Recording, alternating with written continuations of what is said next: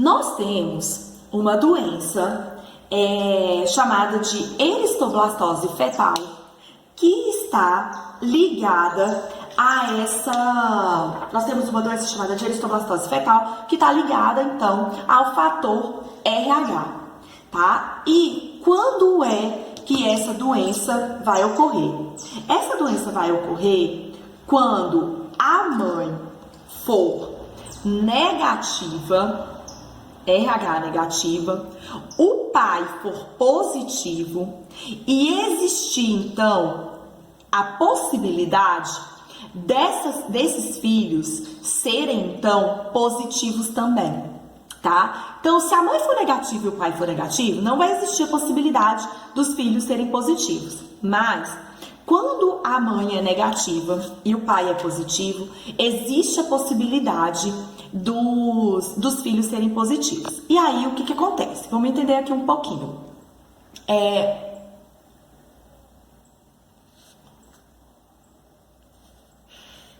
Vamos entender aqui um pouquinho.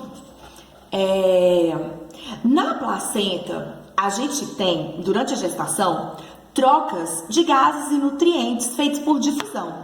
Então, mais ou menos assim, ó. Aqui tá a parede do útero, aqui tá a placenta, tá? Então, tem capilares sanguíneos da mãe entrando em contato com capilares sanguíneos da criança, tá? O sangue não mistura. O sangue da mamãe com o sangue do bebê, eles não vão misturar. Mas os nutrientes, eles vão sendo passados por difusão. E aí, o que acontece? No momento do parto, quando a placenta ela é descolada da parede do útero, esse sangue do bebê, ele acaba misturando um pouquinho com o sangue da mãe. A mãe acaba entrando em contato. E quando esse bebê é positivo e a mãe tem contato com esse sangue positivo, o que acontece?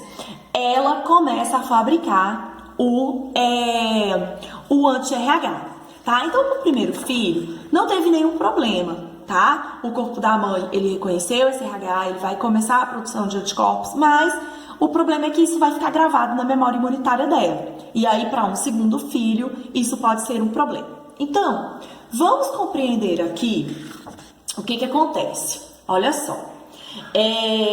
Vou compreender aqui nesse esqueminha, que eu acho que vai ficar mais fácil pra gente. Olha só, a mãe, ela então é negativa. Durante então a primeira gestação, olha só, durante a primeira gestação, ela passa então, olha só, para os filhos, por meio de difusão, ela passa nutrientes.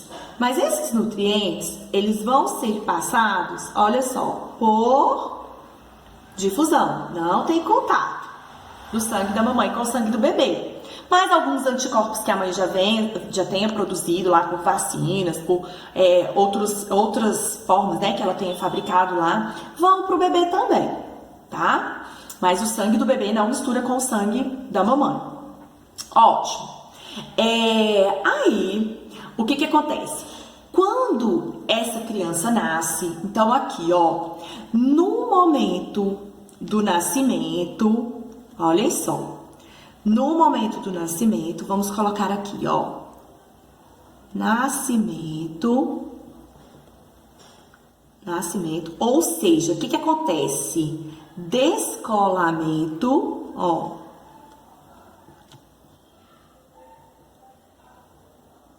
descolamento da placenta.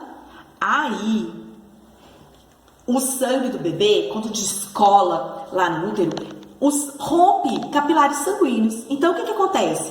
O sangue do bebê, ele pode ter contato com a mãe. Então, o que acontece?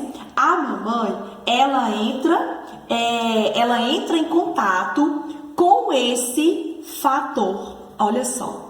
Ela entra em contato com esse fatorzinho, com esse fator RH, tá? Que ela não conhecia. E aí, o que acontece? Ela vai começar a fabricar anti-RH, sistema imunológico dela agora sabe, ele tem memória para isso, a gente vê em sistema imunológico. Ele sabe fabricar isso daqui rapidinho. Pronto, essa criança nasceu, não teve nenhum problema. Mas o que pode acontecer? Em uma segunda gestação, se o filho for positivo também, a mãe, né, o sangue da mãe lá em contato com o do filho, passa nutrientes, passa gases e agora, no meio desses nutrientes que também vão passar por difusão, vai também, olha só, vai também os anticorpos. E olha o que acontece. Esses anticorpos, eles vão ser levados e o que vai acontecer? Esses anticorpos, eles vão tentar anular a função dessa proteína RH. E aí o bebê que está lá crescendo, ele começa a tentar repor isso daqui. Então, é um desgaste durante o crescimento do bebê. Às vezes, ele precisa repor tanto que as hemácias, que também nós podemos chamar de eritrócitos, por isso eritroblastose fetal, ela vai até imatura para a corrente sanguínea dele, tá? E dependendo da situação, isso pode ser fatal, tá? O bebê pode morrer. Mas dependendo do tanto que essa mãe foi sensibilizada, às vezes ela mandou uma quantidade pequena, esse bebê ele pode nascer com uma anemia profunda. E aí o que vai acontecer? Ele vai ter que passar por várias transfusões para ele superar esse quadro, tá? Mas graças a Deus, hoje é muito difícil disso acontecer. Por quê?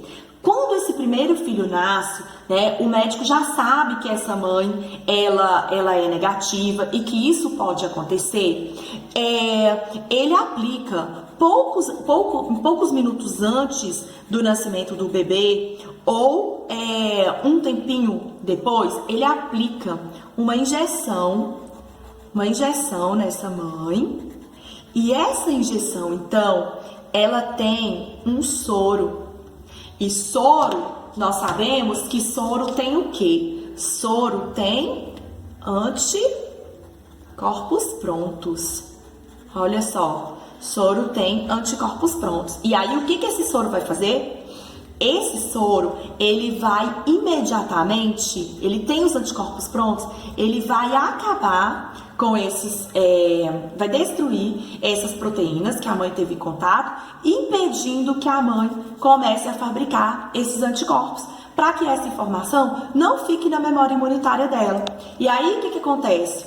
Ela não fabrica isso em uma segunda gestação, ela não manda esses anticorpos para esse bebê, evitando que aconteça a eritroblastose fetal, certo?